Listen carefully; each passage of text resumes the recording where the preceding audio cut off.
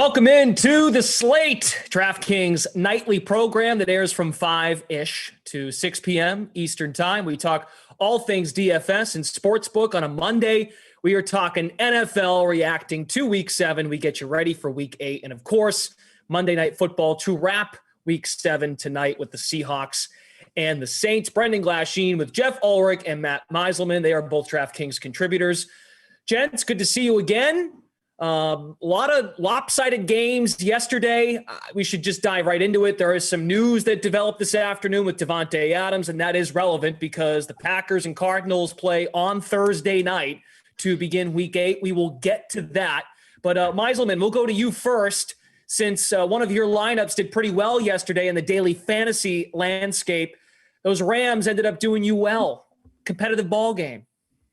Yeah, this was sort of my biggest take of the week. If we go back to, I think I was on the Sweat Monday morning talking about how I like Jared Goff and just this game as a stack. It ended up being a little more popular than I was expecting, but basically the logic was everyone is going to play Darrell Henderson, expecting a blowout. And if somehow the game does stay close, I didn't know the Lions were going to onside kick and fake punt in the first quarter to try to keep the game close. But the idea that they were going to, care a little more for Jared Goff, for Matt Stafford, for the revenge narratives, like at least maybe try some weird stuff. So that was my thinking, just like if the game happens to stay close, you could see some massive fantasy production where the field loses out on Henderson and we get big games out of Swift and Kupp. Robert Woods wasn't great. Van Jefferson wasn't great, but Stafford, Kupp, and Swift, like those guys all did really, really well. I think they were among the highest scorers at their positions. So, yeah, that was nice to see. Like the Lions hung around and the Rams had to actually throw the ball. Yeah, I was a little surprised to see those ownerships as high as they were. I know the matchup was there, but you have to consider the blowout potential. And of course, we didn't get it in that game. Some of the other games were also blowouts that had major point spreads. How about you, Geoff? What was your biggest development takeaway from yesterday? Take it wherever you'd like. I don't think I have one thing necessarily. We had it was an ugly week. Like we said before, we had a lot of double-digit favorites, and some of them ended up covering. So they're just weird games. Those games can go either way, like Matt said. Stafford and Kupp still garnered a lot of ownership percentage, and in those games too. They could have gone off and just thrown the ball around and still won 35-0. Now the game obviously went way better for them than expected just from the Lions getting out early. But I don't know. I don't really have a huge takeaway like for fantasy last week. There were just so many weird games where things didn't necessarily work out with like the Chiefs and Titans. And, you had like Lamar Jackson having a bad day, but then you saw certain stacks like Joe Burrow, Jamar Chase. Jamar Chase is just such a weapon right now. And he's just being used around the field that, that stack, and Kupp and Matthew Stafford. I know we're talking this morning about like top stacks in the NFL that you can count on right now. I dare say like Burrow and Chase are probably third behind like Adams and Kupp right now. And like the Packers and the Rams.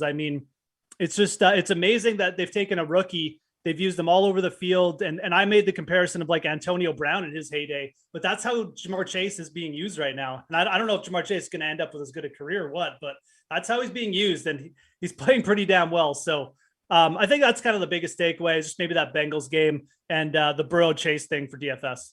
Feels like every week through the first 7 weeks of the season, we come out of it with a new development on the AFC, figuring, okay, like got to get Derrick Henry in there. Maybe the week before that, are the Chiefs back offensively? And it's so hit or miss, I feel like, with this conference. And not to say that Chase hasn't had great games before this week, but we come out of this week now talking Bengals and Titans as two of the teams that are trending up, two very quality wins for Tennessee.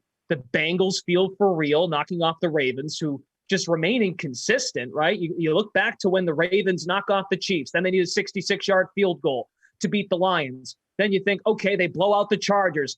Ravens are for real. Then they get blown out by a Bengals team. They just continue to rule. It feels like the consistency when you're making lineups or even just looking at the sports book, there's consistency at the top from the NFC, the Tampas, the Green Bays, the Rams, even though the Rams had a close game yesterday. The Cardinals continued to impress. I just think at this point, we have some sure things. Dallas on the bye this past week.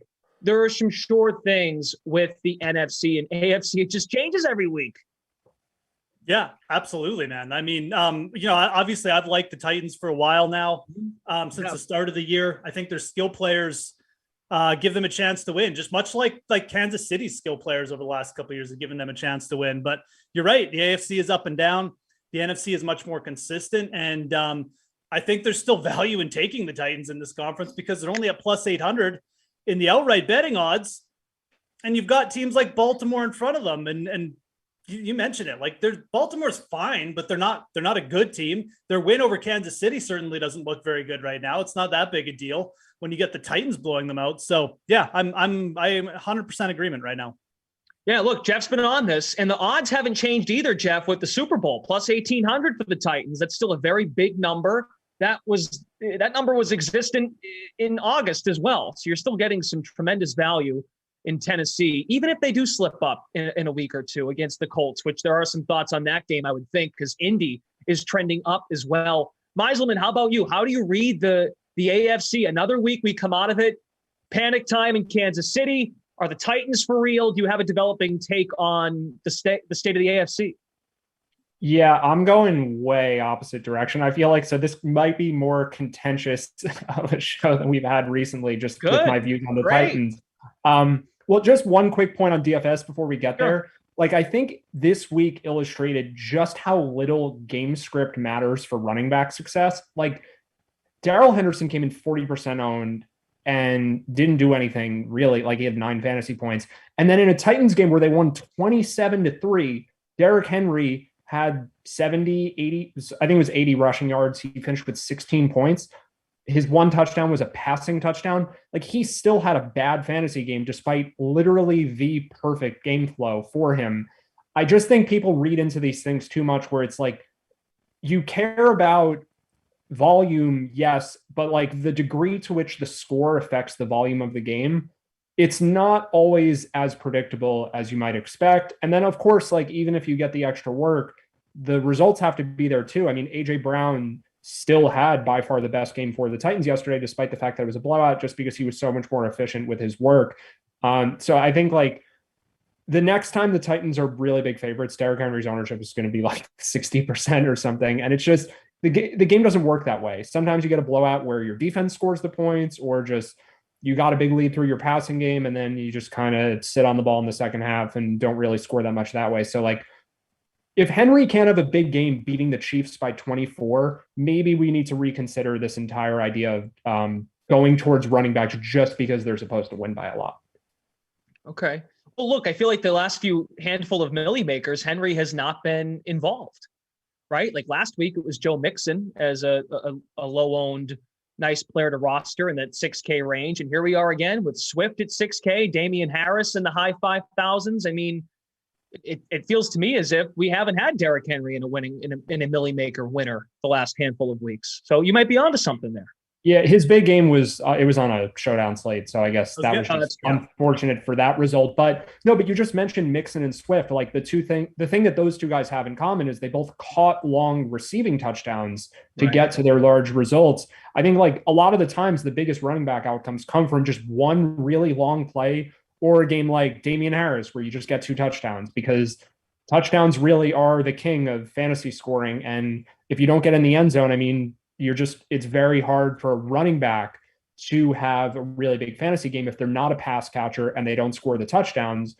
You can get it from a guy like Swift because he could catch 8 passes and then just get 8 quick points for the 1-point PPR that way. But for someone like Henry, if he's not breaking, one of those, I mean, it's a typical thing where Henry does this so often that we just expect it. But if he doesn't have a 60-yard touchdown run, he's probably not making it into the winning lineup, just because his price is so high too. Like, you almost need him to have one of those massive plays for him to end up with 30 fantasy points. And you really do need that many points from him for him to be in the winning lineup, because there's just so many running backs. Some of them are going to get multiple touchdowns, and most of these guys don't cost $9,000. So, like, Henry, I feel like whenever he's really popular and this expensive, I just don't think he's the best play. Now, if he's contrarian, that's a different story, because he can have 50 points any game, like in any matchup, basically. I mean, the Bills were a very difficult matchup. That was his best game of the year. So It's more about just like when an expensive player is that popular and he's that dependent on touchdowns, just be a little more cautious. Well, there's, I guess, some bright news, or on the bright side, I would say, on the Chiefs, just another team that, of course, the Titans beat yesterday. The Chiefs are not on the main slate next week. They play Sunday night against the Giants. Chiefs are 3-4. They are still at -200, yes, to make the postseason, which I think is still, I'm not going to rule them out of that, but they've been so bad against the spread. They're 10-point favorites against the Giants on Sunday night. They've been dreadful against the AFC, so they got a non-conference matchup at the end of the week. Do either of you have a take on the Chiefs? Is it time to hit the panic button, or are we going to figure, all right, they'll get it figured out by the time we get to wild card seeding, and they're going to get in and no one will want to play them? Geoff? I mean, look, they still have fantastic skill players. We're getting to close to halfway. I don't know. I mean, they're not a good team, but like you said, the AFC is just so wide open right now that, 3 weeks from now, they could just have their offense clicking and they could get a blowout win over a team we didn't expect them to do it. So no, I'm not writing them out. I'm not betting them at -200 though either. I mean, it does feel like they're kind of like one minor injury away here from like their season, like maybe taking a kaput. Now it would have to happen to a big player, but they're going to need all hands on deck for sure to get this turned around. So yeah, it's a bit of a precarious spot. I'm certainly not betting them at -200, but I wouldn't necessarily want to bet against them right now either. I think their biggest advantage is that the conference is just wide open. And this could turn from it at any point, but their defense has been bad. They can't stop anyone. I know when I was doing the sweat with Pierce this morning, he brought up some good points about Mahomes. He's spending a bit more time in the pocket. He's not getting rid of the ball as quickly. It seems to be hampering him. So whatever it is, the O-line maybe not holding up as well, or just, him and the play calling not being as crisp. I don't know, but it certainly hurt his performance thus far. And they're at a point now where we're almost, like I said, almost halfway, and they're going to have a good second half of the season or they will not be making the playoffs. Chiefs to not make the postseason, +155 right now on the DraftKings sport. I mean, I would rather take that side of the bet right now. I really would. Yeah. Again, we're one injury away here. And again, I'm not saying I'm betting. I'm not purporting to go out and bet it. I'm just saying I'd rather be on that side of it right now. Well, at the end of the day, too, they're only 2 games back of the Raiders, who did get another win yesterday without Gruden. So they're 2-0 without Gruden. They're playing. Yeah, and I'll say this too. Like, let's talk about the Raiders for one sec. They're not a bad team. Like, they're really not. They're defensively, their metrics are they're pretty good against the pass. They've gotten a very, very consistent pass rush this year, which they were missing for all last year. They still can't really run the ball very well, but Derek Carr's playing okay. Getting a win without Darren Waller, like, they're really not that bad a team. So it's not going to be a cakewalk here. Like, I don't think the KC is just going 7-0 here at the end of the year. So. This is interesting. The Raiders are +400 to win the West, and they're in first place right now. Granted, the Chargers are on the bye, so they've got a half game in hand, right? Because the Raiders are 5-2, Chargers are 4-2. Kansas City is still the second favorite at +250. Meisleman, you have a take on this? Yeah, you're kind of going over like all of my favorite stuff right now. So I think it's pretty much right at 50-50 if the Chiefs make the playoffs. Like +155 looks super appealing to me. And I do think the Raiders are a value at +400. And a lot of it is, I don't think the Chargers are that good. I think the Chiefs are fine, but they're just off to such a bad start. And part of the problem for the Chiefs, for their playoff scenario, just to go back to that bet for a second, is they're now behind the 8 ball as far as tiebreakers with teams that they may be on the bubble for playoff spots against. So like if the Chiefs end up, let's say the Bengals win the division, the Chiefs end up tied with the Ravens beat the Chiefs. The Chiefs have already lost a home game to the Chargers. So like that tiebreaker, assuming that the Chargers can beat them again with the game going to LA that time, like the Chiefs may be backed up there in terms of tiebreakers. And now they've lost to the Titans, who, if the Colts win the division, like that could be a super relevant game where the Chiefs end up tied with the Titans and they miss the playoffs that way too. So I just think it's like they're in trouble. I think the team is good. Like, I don't want to say they're a bad team, but they're so far behind in the standings right now at 3-4. Like, I think that the teams in the AFC West are all with the exception of the Broncos, probably, who I don't think are very good. Like those other three teams are pretty close, with the Chiefs probably being the best, just slightly. But because they're so far behind record-wise, like there's just not that many games left in the season. So I like this a lot. I think, well, we can get to it too, but like the Chiefs were just -4 in Tennessee. Mm-hmm. Do we now just think the Titans are a better team than the Chiefs because of one result? Because Geoff just said like the Chiefs aren't a good team right now. And I kind of agree. I think they're probably middle of the pack. But then what does that say about the Titans? The fact that they were home underdogs against Kansas City, was that line just totally wrong? Mm-hmm. Or are we reading too far into one outcome where Mahomes just played like the worst game he could possibly play? Which is it to me? Like, I don't think the Titans are good. That's my bold take for the week. Like, I still think the Titans are roughly average at best.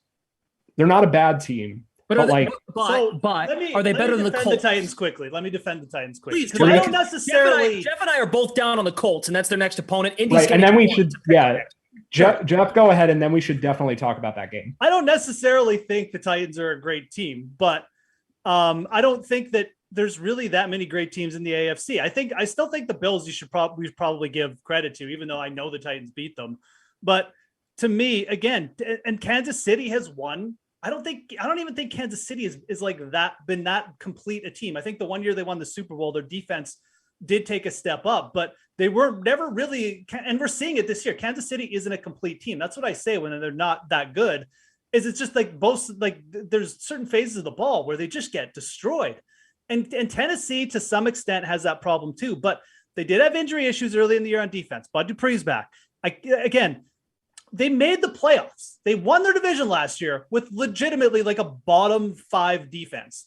So if they can do that and their defense starts to take a step up, the AFC is wide open, and they have the skill players where, Matt mentioned like Derrick Henry, he can break off 70-yard touchdowns. These are things that flip games, these kind of events. And yeah, it's if you're going out there and relying on it, eventually your luck will run out. And it's kind of what's happening to the Chiefs this year. But as we've seen with the Chiefs, it can also cause you to go on insanely good runs. And I think the Titans are headed for that insanely good run this year. A.J. Brown's getting healthy. At some point, Julio Jones is going to come back. Derrick Henry is Derrick Henry. Like, I think they're just going to keep doing this to the AFC teams. And I get it. You look at the metrics, it's not good. I know, I look at them too.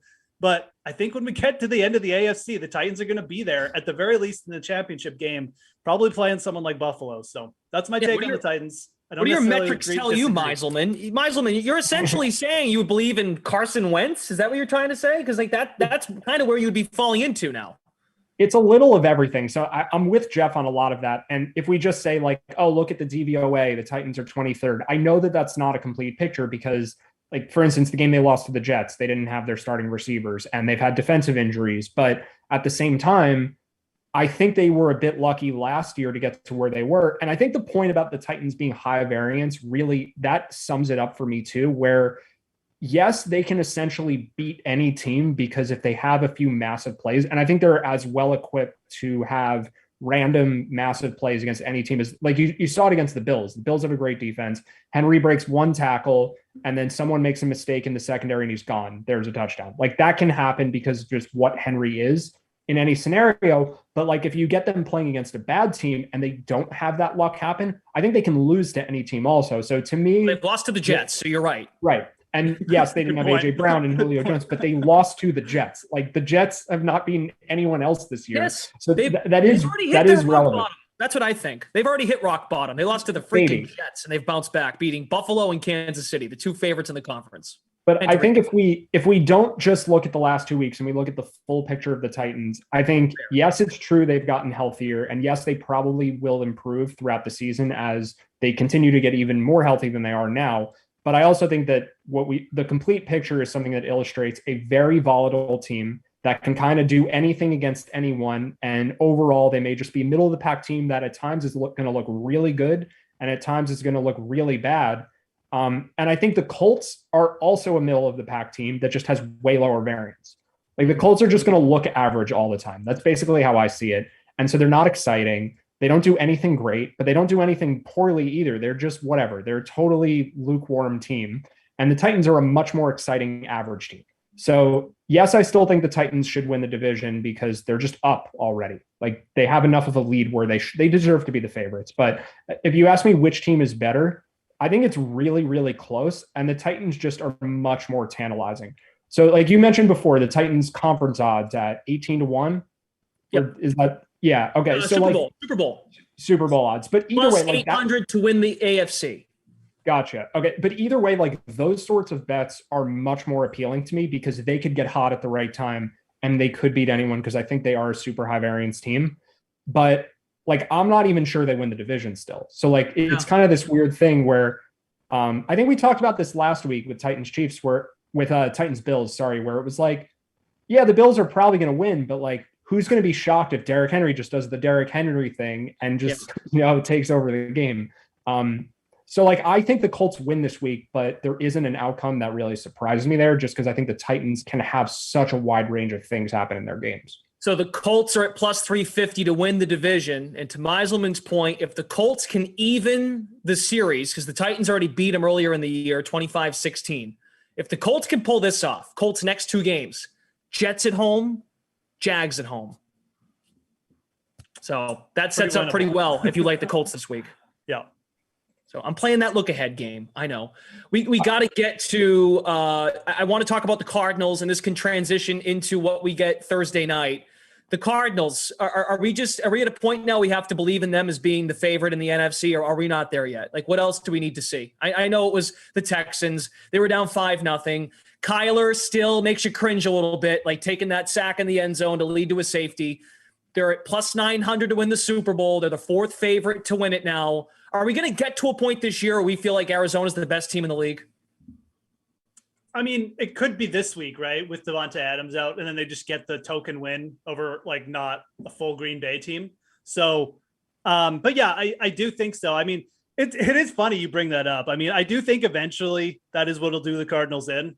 Maybe just like a bit of youth and inexperience, like kind of making mistakes like that. But at the same time, it's not like this is a good team. I mean, I'm not trying to downplay them that they're terrible or something. Obviously, this is a team that went on the road and beat the Rams, and I think they are a better team than the Rams right now. It's just interesting that you bring that point up, and I think like we're getting ready to hit peak Cardinals. Like if they go into prime time and they kind of embarrass the Packers and they bat them around a bit, and Aaron Rodgers can't move the ball as well, so they can't really keep up. We're going to hit peak Cardinals. And every time we've hit like a peak team, like we've hit peak Rams, and then they lost to the Cardinals. We hit peak Bills, then they lost to the Titans. It just feels like we're 1 week away, and then maybe the Cardinals will get the comeuppance. But no, to me, this is a good team. But they do let teams hang around, like they let the Jags hang around too. So they're definitely a team where I think they're gettable. But I do think we're about to hit they're about to become the odds-on favorite kind of thing. Yeah, it feels close. As of now, if you have not heard the news yet, Davante Adams has been placed on the COVID-19 reserve list. And after checking some of our NFL vaccine facts on vaccinated players, if you test positive, which we don't know yet if Adams has or not, but you need 2 negative tests each in a 24-hour window, 2 negative tests, 24 hours apart, and also no symptoms to be eligible to rejoin the team. So in theory, Adams could play Thursday, but it's notable because they play the Cardinals, to Geoff's point. Now it's a 6-point swing. It's a 6-point game as far as the points going to Green Bay. The Packers are at plus 210 on the money line now to win this game, plus 215 now to win this game. I'm going to come on here, Geoff, and I like the Packers in this spot because this is, I feel like, the week where I think there's plenty of value in Green Bay. I was prepared to come on this show with Davante Adams healthy to mention Green Bay is in a great spot, get the value now, because I thought the line would come down as we got closer. As it turns out, the complete opposite has happened because Adams has been ruled out. What was the line before Adams again? I completely. We were at 3.5. Maybe 4, yeah, somewhere right in there. That's what I figured. And on the money line, you could get him at plus 170. Now it's at plus 215. It's a weird spot. I mean, I definitely would have been on Green Bay as well. I don't really know. I mean, I don't really have like a hot take. I mean, Green Bay at plus 6 to me is so tempting because I mean, I just feel like there's such a, like they could use this as a rallying point too. I mean, Aaron Rodgers coming in discounted, but they're also a veteran team. And sometimes veteran teams just, they're okay. Like we've seen the Packers, week one, like they went in, they got their butts handed to them. They just came back like, that's fine. We'll get it back together. And they got it right back together. They may be looking at this spot as just like, okay, we're going to lose to the Cardinals. Who cares? Like we'll see in January or, who cares, buddy, when we're fully healthy. So I don't really know what to make of this spot. I think the Packers are a very, very solid team. And I think that like, I would rather be on them to win the NFC right now than the Cardinals. But in this one spot, this does feel like a Cardinals team that is going to be really hard to stop at full strength and without the Packers being at full strength. So I'm not sure. I'm not ready to necessarily dive in on the money line. Maybe by Thursday I will. I think I'd be much more interested in the Packers, but this kind of feels like maybe a bit of a trap spot too. I don't know. Maybe Matt's probably got a better take than me as per usual. So well, just a couple of quick points. We need it now. Yeah, right. I have to give it. It's just I'm going to backtrack a little bit, and then I'll talk about this game more specifically. Just on the NFC on the whole, I do think the Cardinals are right there in the top tier with the Rams and the Bucks. I don't think they're necessarily the best, but I think all those teams are really good. It's just that the closer the Cardinals get to locking up a bye, the more we're going to see them move towards the NFC and Super Bowl favorites, just because of the advantage of getting a bye and playing less playoff games. So that goes away though with the win for Green Bay on Thursday. That's true. That is true. But I do think the Cardinals, just because of their undefeated record, still are in a good position to be able to potentially get the 1 seed, even though I might say Tampa and LA are slightly better, but I think they're all really close. For this game on Thursday, though, I think I probably would have agreed with you guys that Green Bay was a bit undervalued with Davante Adams playing. But I also think Davante Adams is the single most relevant wide receiver in the NFL in terms of like the impact it will have with him not there. First of all, I think there's a good argument that he is the best receiver in the NFL. And then secondly, they don't have other guys that can do anything remotely resembling what he does. So like, for instance, if Cooper Kupp got ruled out, Robert Woods is a really good football player. Like, I don't think that would really, like, it would be a big deal, but Tyler Higbee's a good tight end. Van Jefferson has established himself as like somewhat of a decent wide receiver.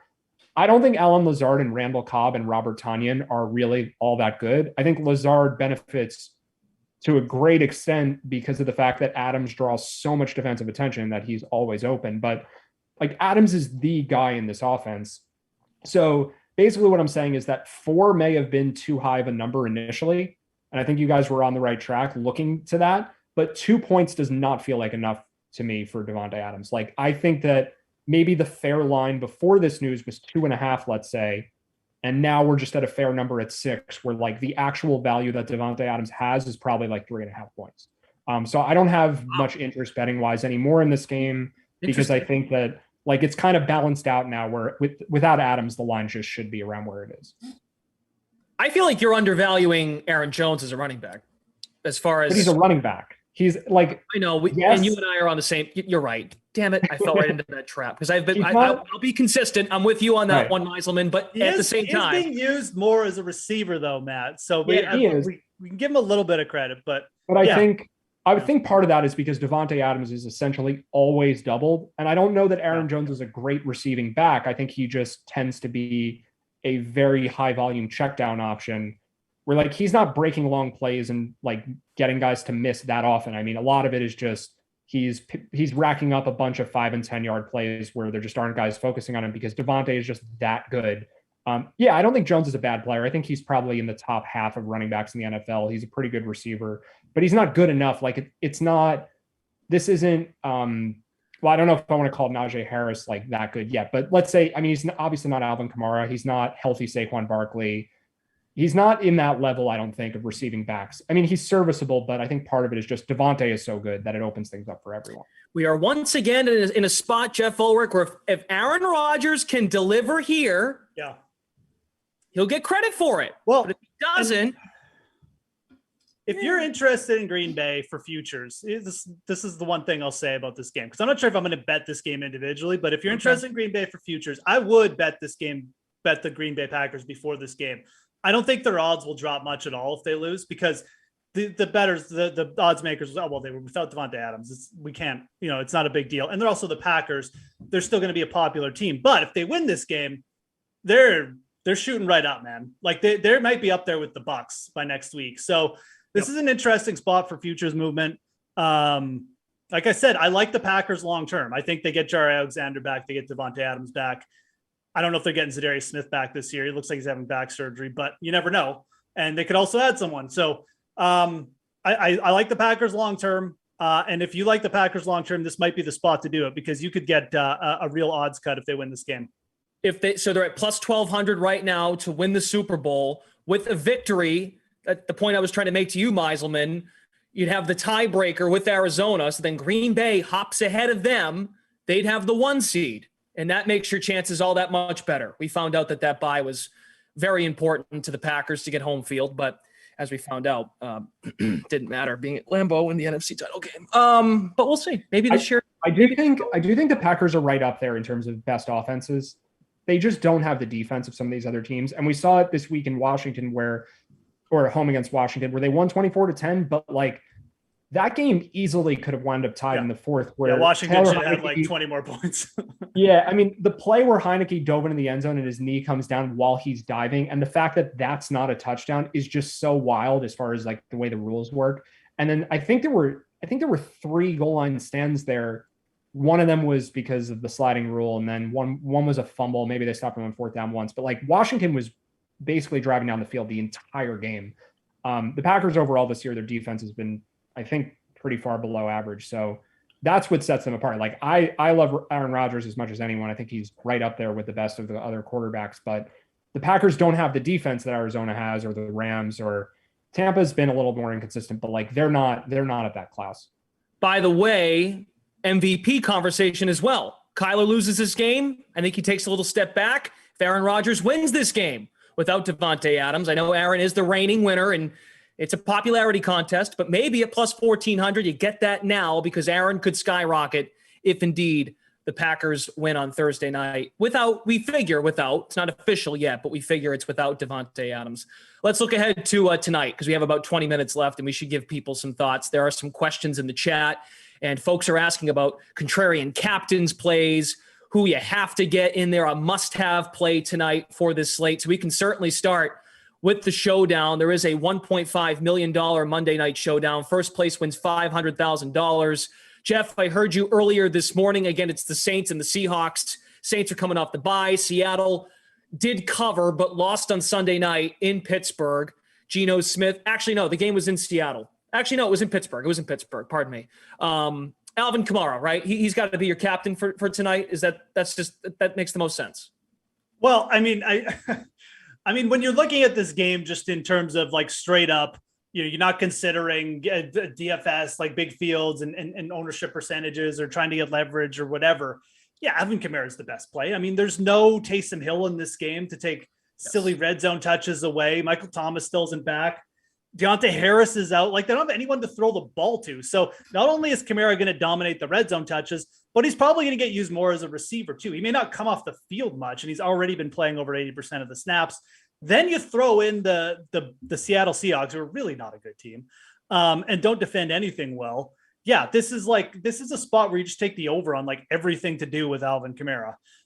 So now everyone is approaching this game. They look at this game. Who else are you like? Literally, you look at this. Who else are you going to captain? It's hard for me to even make a case. You mentioned maybe Jameis. Yeah, and I do kind of like Jameis as the other option. Again, if we're looking at this game straight up, because Jameis could run a little bit in the red zone too. He could theoretically just get in on all the touchdowns. And if Kamara doesn't get in on all of them, well, you've got a heavily owned Alvin Kamara versus a lower owned Jameis Winston. That's my pivot play. But there is an argument to be made. Everyone's looking at the game this way. Everyone thinks the Saints are going to win. The Seahawks offensive players are all going to be super low owned. And I know Matt is about to talk about that. So should we do it? Yeah. No, I think that's right. Well, first of all, I don't think you fade Alvin Kamara. I think the conversation is more about whether or not to captain him. Right. It's too, like, if you're playing in the millionaire, then okay. Like, we could see the situation that happened a few weeks ago where Christian McCaffrey was this same spot. He was in a perfect matchup against the Texans and he got injured in the first quarter. Like that does happen. So maybe just make some lineups with Ty Montgomery and everyone else. Like that's not the craziest thing in the world, but the probability of Kamara not at least being in the winning lineup, like not including captain, just making it into the winning lineup, the probability that that doesn't happen barring an injury is just so low that I think you most likely just want to play him. And then it's just a conversation of where you play him. So hold on 1 second. I'm on to something now, Geoff, with Meisleman, okay? Because last Tuesday we started NBA on this show, and Meisleman had to sneak in a little comment in our pre-show Slack exchange. Oh, well, who mentioned Tyler Bass yesterday as the contrarian captain? So I think this is the new strategy by Meisleman. He's going to give you the most contrarian captain play ever and get that off his chest so he can then take a victory lap the next day. I'm on to you.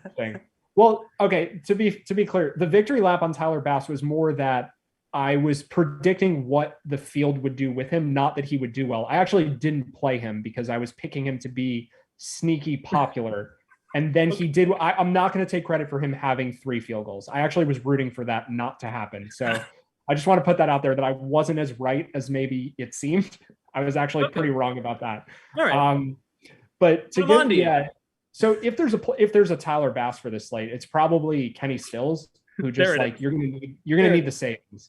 So this is the guy, just to be clear again, this is the guy who I think everyone's going to play, and he might do well. And if I'm victory lapping it, it's because everyone played him and not because he did well. Like I have no idea what Kenny Stills is going to do tonight. But he's $1,600 and he is filling in for Deontay Harris is the guy who's out. So, and obviously Michael Thomas isn't back. So this is like the obvious, like sliding into a upgraded role. He's underpriced. And if you're playing Kamara at captain, it's going to be hard to afford players. So you just like, all right, give me the cheap guys so I can fit, I can play Geno Smith with either Lockett or Metcalf, probably not both, maybe Alex Collins, maybe Jameis. The guy that I like more is Alex Collins, though. I think that people are going to be really scared off of this spot. Collins got a bit, maybe we all missed this, but correct me if I'm wrong. You guys were probably watching Seattle-Pittsburgh also. Yep. And Alex Collins just didn't play in overtime, and the announcers just didn't mention it, right? Like DJ Dallas was just out there, and it was like, where's Alex Collins? He's having this. He led the comeback in the second half. He ran all over Pittsburgh, and then in overtime, he just wasn't out there. I guess it turns out that he had this neck injury, or I guess groin injury. Is that what it is? Right? I think it was groin. I think it's groin injury. Okay, so that's just like we found out after the fact. No one really saw that happen in game. But now we have Penny back for Seattle. This is essentially like a 4-man backfield. Mm-hmm. And I think people are just not going to be excited to play Alex Collins because the game script that benefits him the most is that Seattle at least stays in the game where they don't have to abandon the run. I think a lot of people think New Orleans can just blow them out. Collins is going to be really contrarian for this slate. He's priced in an area where he's just tough to get to at 7,400. Like I could see him sub 20% on where it's just like, all right, give me Kamara, Jameis, a couple of guys from the Seattle passing game. Oh wait, now I have no salary left. And then I'll play Kenny Stills in a kicker or a defense or something. Like I think that's the chalk lineup. So yeah, Collins, like what if he gets 70% of the carries because he's been Seattle's best running back this year and he just does really well. Like I don't think it's the craziest thing. Okay. Interesting. And Pete Carroll said he looked good in practice on Saturday, so he's going to play. That's according to the team site. That's coming right from Carroll himself. Yep. So Alex Collins, good to go for tonight. That's an interesting spot. So you mentioned the Seattle passing game. Which receiver, Geoff, Matt, is it Metcalf? Metcalf's the guy. Lockett's had a hard time getting things going with Geno, it feels like, from watching some other games.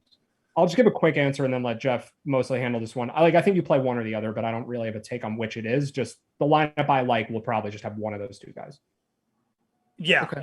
Definitely in agreement with that. I mean, you could captain one of them and be very contrarian. I do think the Alex Collins call is a better contrarian captain because at his core, like Pete Carroll does, if he gets ahead, he's not throwing the ball. Like you may see Geno Smith throw like 5 times if the Seattle Seahawks get a lead, right? So that would lead him towards his feature back, which is Alex Collins. And if he can stay healthy, he'll probably see the most snaps. So that call makes way more sense to me. If I'm playing one, I'm playing DK Metcalf for the simple fact he's a big target.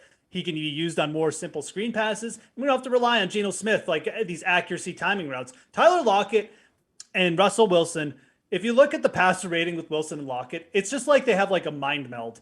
Tyler Lockett does not have that with Geno Smith. He's probably never going to have that with Geno Smith. I think to me, the easy answer there is TK Metcalf. Even if he's more popular, I don't really want anything to do with Tyler Lockett here. It sucks if you own him in season long, but he's probably going to be pretty dusty until Russell Wilson comes back. So that's just the way it is.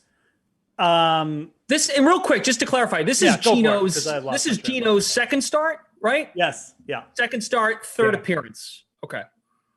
Yeah. Second start, third appearance. So, I guess Geno Smith could be looked at as like a contrarian option too. I actually don't hate that.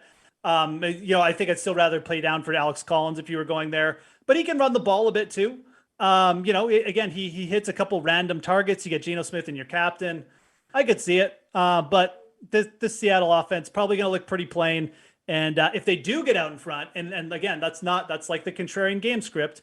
They do get out in front, you're probably not going to see much passing. So like the Alex Collins call, I do think that, it's highly variable because there are going to be like 4 Seattle running backs involved, but Collins is still the favorite to see the most carries by far if he's healthy. Real quick. So last week, Metcalf had 7 targets, and just to maybe the one thing I would think about, Lockett had just 2 catches, but 7 targets as well last week. Maybe they try to make things easier for Geno, simplify the offense, get Lockett out in space on a screen and let him go to work after the catch. Maybe that's the contrarian look you can make the case for.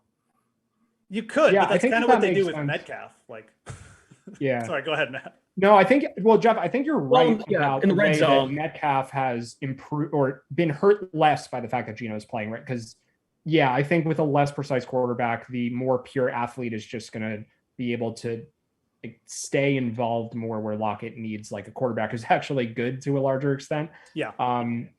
Okay. So I'm kind of just thinking through what a contrarian enough lineup might look like if you decide to just play Kamara at captain, because let's face it, he could have 30 fantasy points without really much of a problem. And then it's like, all right, well, I'm screwed if I didn't play him at captain. So to me, I think you can go the route of play Kamara at captain and then don't play any other Saints and just hope if he goes off, he's the only one that goes off on the team where he doesn't catch pass, where it's not through the air really, he just gets a bunch of rushing work. Maybe Jameis doesn't throw any touchdowns, and then you just stack up Seattle on the other side. So to me, it's not a crazy lineup to go Kamara captain with Metcalf, Geno. You can't really fit Lockett, but I kind of think you can, and then you just play Ty Montgomery, right? Does that even, or am I out of salary there? I guess you can't also play Collins. You have to pick 2 of the 3, but basically, 2 of the 3 between Collins, Metcalf, and Lockett. And then you just try to figure out how to make the salaries all fit. I think the rule that I would make, though, is if you've got Kamara at captain, don't play Jameis and Kenny Stills in that same lineup. That's the chalk, basically. Right. So if you play Kamara at captain, just try to go very heavy on the Seahawks with the rest of your players. Okay, good stuff. All right, we have about 7 minutes left. We can talk about the sports book and look at tonight's game from a sports betting perspective. So it is now up to 5, Saints -5. This line opened at 5 points, and we've returned to the opening line. As far as the total, let me just scroll back here. The total opened up at 44. Now it's at 42 with about 2 hours and change until kickoff. Some trends to note: New Orleans against the spread is 3-2. They're coming off a bye, so one fewer game played. Seattle's 3-3. I'm curious to get your thoughts on the over-under, because there are some trends that actually favor the under with both of these teams and in the spots they are in. The under for the Saints is 10-2 in their last 12 games following a straight-up victory. And on the other side, Seattle 6-0 in their last 6 to the under following a straight-up loss. But most of the splits actually favor the over with the 42 points. And it's hard, right? Because you can't look at points per game because you have to factor in Russell Wilson with Seattle. So you more so look at points allowed, and the total comes out to 43 when you factor in how many points the Saints allow per game and how many points the Seahawks allow per game. The total averages out to 43 points. Where are we looking tonight? Do we want to go props? Because I have no freaking clue where to go on the lines here tonight. Jeff, you want to start us off? Look, I like the Saints at -4 this morning. Obviously, I don't like them as much at -5, but do I really want to take the Seahawks at +5? Probably not. So it's more of a layoff spot for me at -5. Feels like getting closer to correct. I think you could make an argument maybe the Saints should be -6 here, but it is Jameis Winston at quarterback. So again, I'm probably not going to go any deeper than that. It is interesting to me. There's more handle, there's more bets. It looks like being on the Saints, but it's not a crazy amount. It's not like a super chalk spot. Like the Saints are getting some respect, but I don't think they're getting that much. So I kind of feel like maybe they're being a little bit overlooked. And this whole Seahawks at home thing is keeping the number down a bit, or it has throughout the week. It looks like it's finally getting up. I do like the under in this spot. I know this is a small number for an NFL game. Geoff likes it under. The Saints bring a super slow pace. Pete Carroll is going to bring the pace way down without Russell Wilson. And I mean, look, like I hate to be this just simplistic, but it's Russell Wilson, or it's Geno Smith versus Jameis Winston. Like, yeah, I mean, I don't know. Yeah. To Geoff's point, the Saints, 63% of the handle, 63% of the bets as of this afternoon are on Saints. Yeah, I really thought it would have been a lot more. So kind of interesting. I mean, I like that as a guy who likes the Saints side. So. Okay. So it's not, you're not going to fade the public, but it's at a number where you don't feel like, okay, the public actually is making. It feels like more of the public is on the Saints, but it's not to a degree where it's like everybody and their mother, right, and they're like telling their grandparents to go bet the Saints as well. Right. But so the public is on the over though. 76% of the money is on over 41.5, and it's creeped up to 42. Geoff also mentioned Alvin Kamara and his props. We can explore those just to kind of make Geoff's point about Jameis Winston. Jameis Winston against the spread as a starting quarterback, and when his team is the favorite, 8, 16, and 1. That was with the Bucks though, so we won't count that. Yeah, that's fair. It wasn't against Geno Smith either. That's true. Three of his 8 wins against the spread are this year with the Saints. 3-2 this year against the spread, the Saints. Yeah, I mean, in all seriousness, like you shouldn't look too much into that stat because completely different system, completely different team, but it's still not a good record. Well, you're going to say, well, it is Jameis Winston and it is Geno Smith. I mean, you're labeling them based on what they've been. I fully admit I'm not super confident in the Saints, but that is the side I'm on, and that's the side that I still like. So, yeah, right, and you're right. You'd have to rule that stat out to make your argument better. So that's good.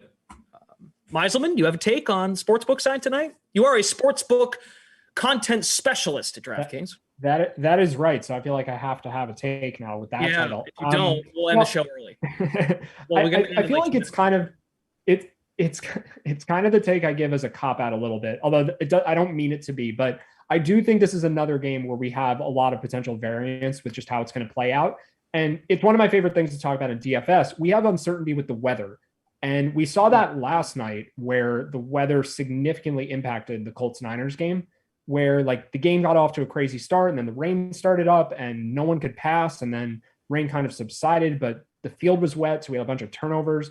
I don't think it's supposed to be as severe, but I do think wind could be a factor where passing efficiency is hurt. We also know throughout his career, like Jameis Winston looks amazing at times and looks absolutely terrible at other times and just makes boneheaded interceptions. And it's just like, what is this guy doing? But like other times it's like, wow, he could really be the best quarterback in the NFL. He's just all over the place. But I do think with the weather being a factor there also, this game could kind of just go anywhere. If I have to give a take on like where I'm leaning, I do think the under is a better bet than the over. If you were savvy enough to grab it at 44 before it dropped down to 42, I certainly like that. And I think it is right that the total is dropping. I agree with the line movement.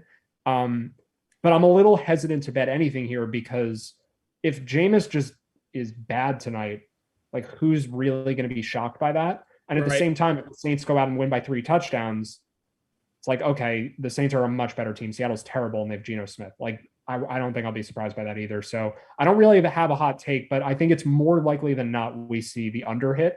I'm just not saying it with any real level of confidence. Right. And to Geoff's point, if Pete Carroll wants to slow the game down, right? But I would make the case on the other side. If all they have is Kamara, no Taysom Hill, the Saints want to move the game and just run the football all night. So yeah, it makes some sense for the under as far as personnel that's available and the weather. Sorry, Steve Buchanan, we're talking weather to wrap the show. But okay, I think that's it. Great stuff, guys. That was good. I know we did a lot of dissecting. We are halfway through the year, which is amazing to think. We are at week 8 of the season, so some bigger picture stuff was certainly on the table. Best of luck with your lineups tonight. Meisleman, looking forward to some sort of a victory lap tomorrow when we talk NBA. Chirag. Right. And final note, I'm excited for a week from today when we can recap whatever the hell happened in Colts Titans. Like that'll be fun, regardless of outcome there. For sure. I too am looking forward to that. It'll be fun. It'll be good. All right. Thanks to Eamon behind the scenes, as well as Tom Pike. Great stuff. For Geoff Ulrich, Matt Meisleman, Brendan Glasheen, we are back with the Slate tomorrow at 5. Chirag Hero joins us. Meisleman will be here as well. We're talking NBA to get you ready for the NBA slate. And don't forget to watch The Sweat as well, 11 a.m. Eastern time, weekdays here on the DraftKings stream. You have it on Twitter. We have it on Twitch, also on YouTube. We will see you tomorrow. Thanks for hanging out.